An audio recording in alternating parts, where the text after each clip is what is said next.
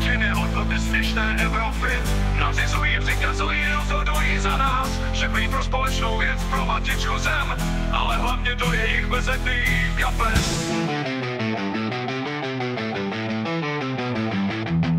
Povolejte za to, že v zimě s rodinou neomrzneš. Jak církev, která za odpustky tě nechá v klidu žít.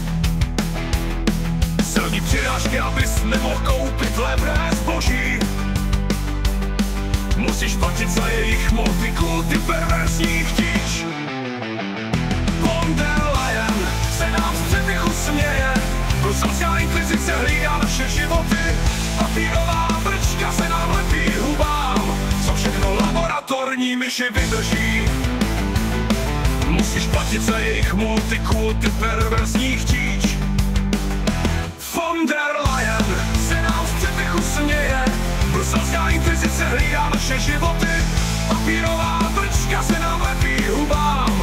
Co všechno laboratorní myši vydrží. Tisíce migrantů mění ulice, bojové zóny. Děti už nesmíš posílat samotné do škol. Upodat nebo znásilnit a v Bruselu se smějí. Evropský úředník si za to navýší kapesle. Von der Leyen se nám v přepichu směje. Bruselská inkvizice hlídá naše životy.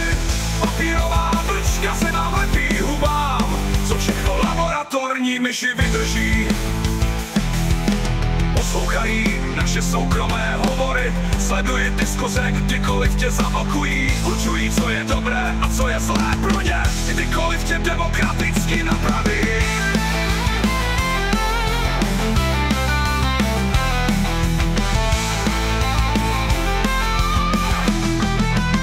Dostali nás do koutu, ze kterého cesty není. Svobodné volby jsou již dávnou minulostí. Rozhodují se sami, kdo a kde zvítězí. Občane, drž hubu, pracuj a plať. A pak chcípni.